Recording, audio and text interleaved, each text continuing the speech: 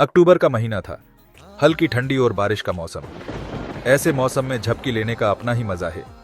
सवेरे उठने का तो बिल्कुल भी मन ना करता, पर मम्मी के आगे किसकी चलती है।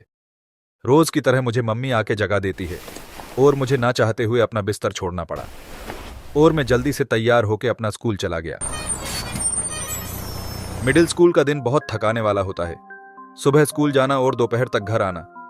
मैं स्कूल से पूरी तरह से थक के आता हूँ। मुझे बस अब मेरा बिस्तर दिखाई दे रही थी।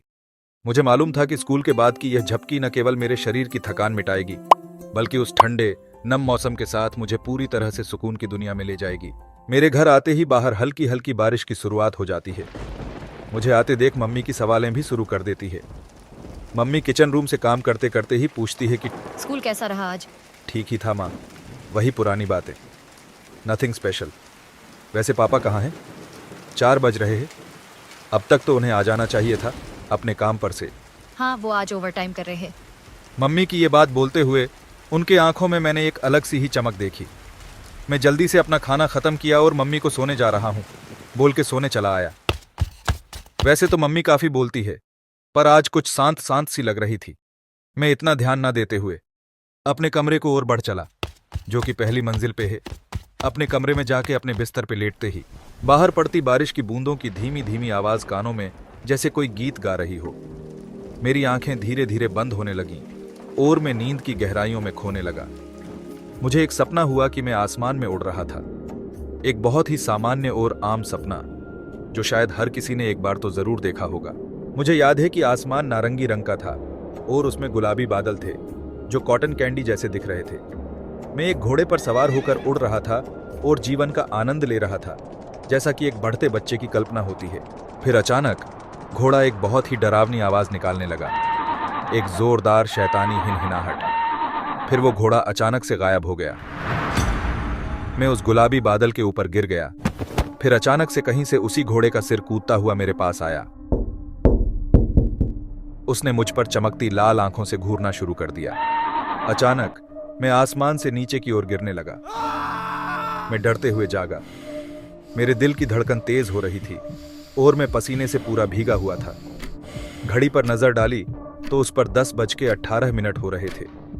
मैं 5 घंटे से भी ज्यादा सोता रहा। मैंने ये हैरानी से खुद से ही कहा। घर पर बिजली कटी हुई थी।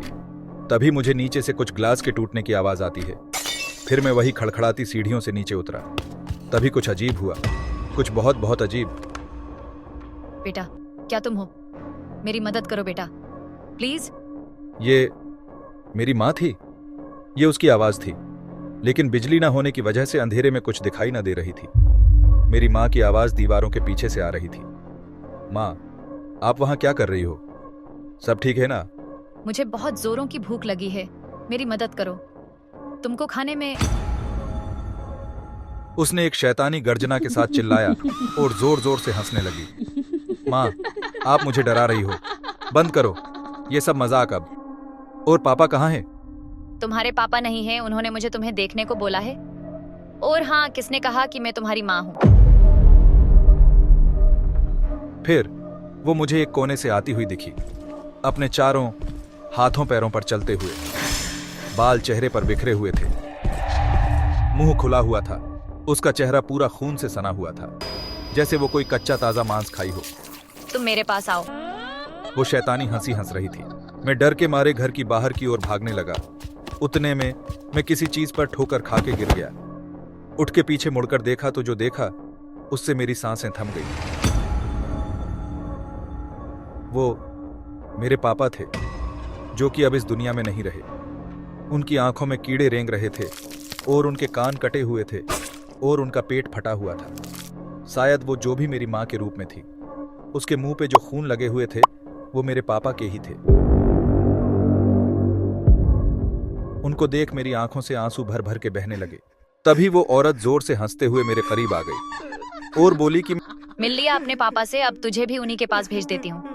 आ जा मेरे पास। मैं जल्दी से भागते हुए घर के बाहर निकला और बस दौड़ते रहा, बिना पीछे देखे, आंखों में आंसू लिए। फिर अचानक से एक कार से मेरा टक्कर हो गया, जिससे मैं वहीं बेहोश हो गया। वो कार वाले मुझे हॉस्पिटल में एडमिट किए।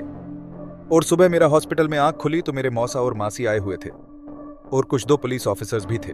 मेरे होश में आते वो पुलिस वाले मुझसे पूछते हैं कि पिछले रात क्या हुआ था, तो मैं उनको सब बता देता हूं, पर उन्हें मेरी बातों का कोई यकीन नहीं हुआ।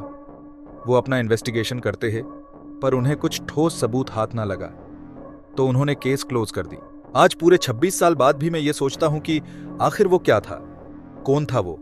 क्या वो कोई स्किनवॉकर था, या शैतान, या डोपलगैंगर, या कोई और बहरूपिया? ये सवाल का जवाब शायद मुझे कभी ना मिल पाएगा। वीडियो को यहां तक देखने के लिए आपका बहुत बहुत धन्यवाद। आपको ये वीडियो कैसी लगी कमेंट सेक्शन में जरूर से बताना। Have a good night.